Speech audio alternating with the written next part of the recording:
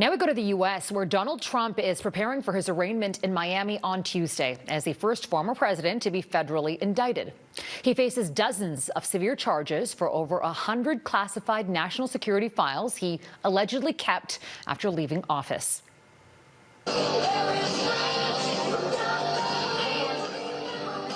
Despite damning evidence, supporters in Florida are still rallying behind Trump, who's long called the investigation a witch hunt and remains committed to his campaign to retake the presidency in the 2024 election. Our Jackson Proskow is in Miami with more on the preparations ahead of Tuesday, and he joins us now from there. Jackson, what can we expect?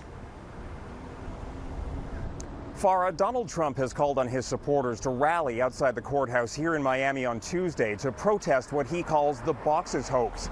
But the fact is, the indictment unsealed by special counsel Jack Smith on Friday is deadly serious and poses significant legal peril for the former president.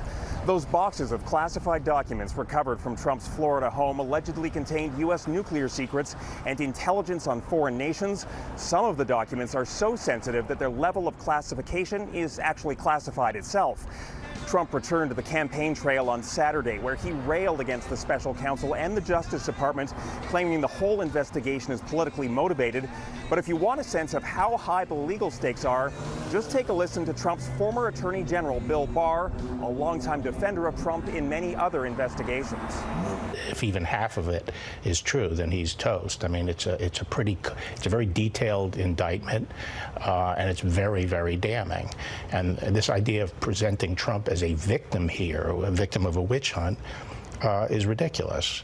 Now, much like we saw in New York when Trump was indicted on state-level charges, security outside the courthouse remains a real concern. Except here, there's an added element because Florida is very much Trump country. It's much easier for his supporters to get here and make their voices heard. Some of Trump's political allies are going even further, and they're essentially calling for violence or in some cases even civil war.